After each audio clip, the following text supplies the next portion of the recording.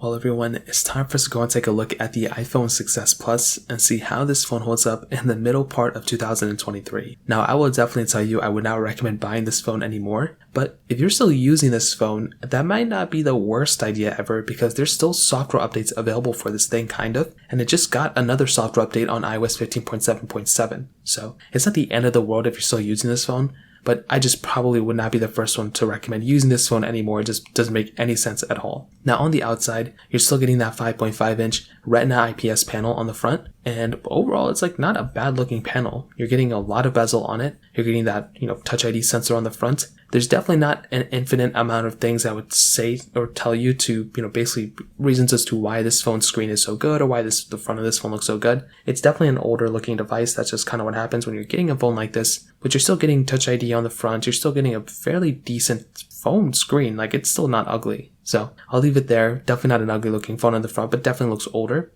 Getting the lightning port on the bottom. You're getting a headphone jack too, which is really nice. And on the back of this phone, you're getting this full on aluminum back. This phone still feels very premium. You're getting, that single camera setup on the back, and it definitely looks pretty, awesome. It definitely doesn't look ugly, and that's something I like about this phone. Now, it's not a perfect feeling phone. I'm sure a lot of people will look at this phone and see how older and outdated it looks, but that's just kind of one thing that happens with this device, and it's definitely not the end of the world. Now, on top of that, in terms of the cameras, like I said, single 12 megapixel camera on the back. You're getting 4K at 30 on the back of this phone. This was the first iPhone to bring 4K at 30. You're getting a single 5 megapixel camera, 720p on the front. Again, it is what it is. This is just not that good of a performing camera anymore. But again, that's just kind of what happens when you're getting a phone like this that's 8 years old now. Because this is the device that basically just, it's going to be stuck in software. It's going to be stuck in hardware. And there's not really a big reason to buy this phone anymore, especially when it comes down to the camera aspect too. So from that perspective, that kind of covers it up there. Now, in terms of in terms of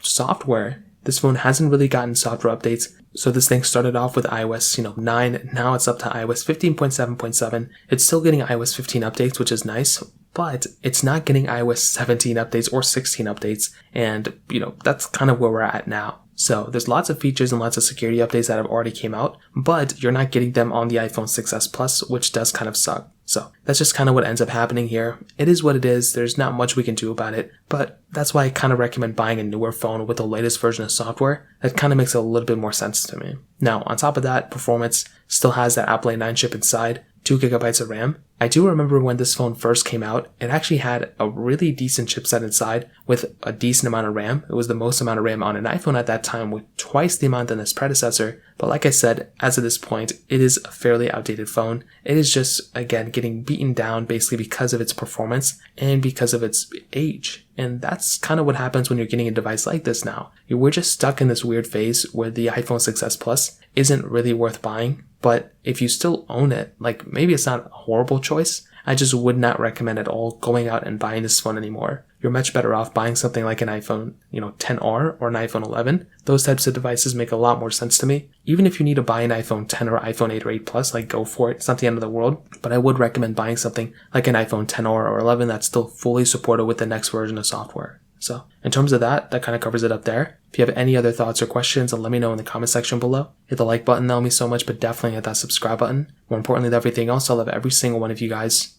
Hopefully I'll catch you guys in the next video. Peace out till then.